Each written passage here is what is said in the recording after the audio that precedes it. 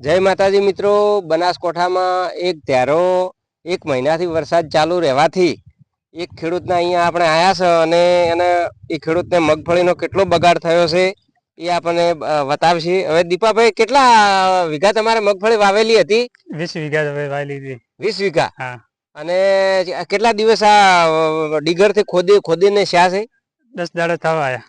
10 દાડા. હા. અને 10 દિવસથી વરસાદ ચાલુ છે. વરસાદ ચાલી જ છે. હવે આ ડોકા બતાવજો તમે, આ શું હાલત થઈ છે?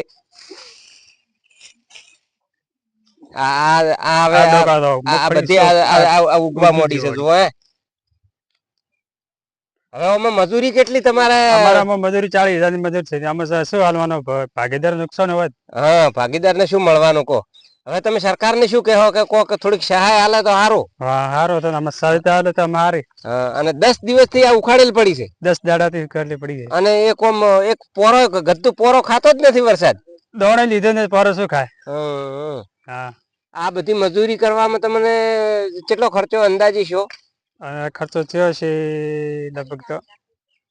હવે આપણે અહીંયા ઘેરથી છે બનાસકાંઠામાં ભારે નુકસાન છે. બાજરી હતી તમારે? બાજરી હતી, ખાધા બાજરી. હા, એમાં વીઘા થઈ. એટલે એમાં કેટલે તમે એમાં તો કોરે લઈ રહ્યા? કોરે લઈ રહ્યા. અને ઓમાં જે આમાં નુકસાન આવે પાછળથી મગફળીમાં 20 વીઘા વાવેતર હતું એમ ને? હવે આ તમે આ ઉગેલી બધી બતાવો. આ જે બધો બગાડ છે તમે ઓળે ફરીને જોય પણ બાચી નથી રહ્યું. અને મગફળી ઉગવા મોડી છે.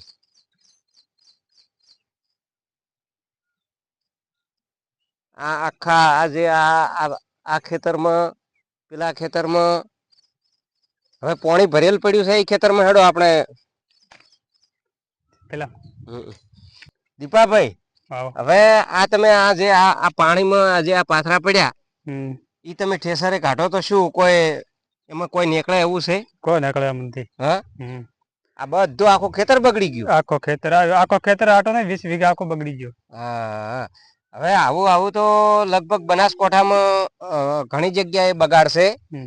અને બાજરી, મગફળી અને કોઈ પણ વાવેતર કરવા પણ નહીં દીધું. હવે આ તો તમારે સીઝન ફેલ જ જી ને? ફેલ જ જી. આ મગફળી તો જી પણ નવું વાવેતર કરવાનું હતું એ તમે હાલ આ પાણી ભરેલ પડ્યું છે. આ પાણી ભરેલ જે પડ્યું છે, હવે એમાં ટ્રેક્ટર ક્યારે હેડે?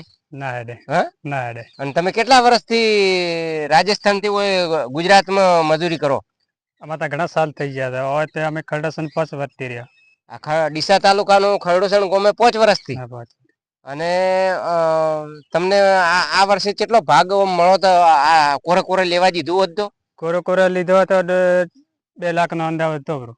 હા, પણ હાલ તો મજૂરી માથે ને? મજૂરી માથે 50,000 ની મજૂરી થઈ ગઈ. 50,000 મજૂરી. કાઢવાનું હોય. ટ્રેક્ટર નું ડીઝલ અને મશીનગીરી ને એમ કરીને તો લગભગ 1 લાખ રૂપિયાનું નુકસાન થઈ ગયું.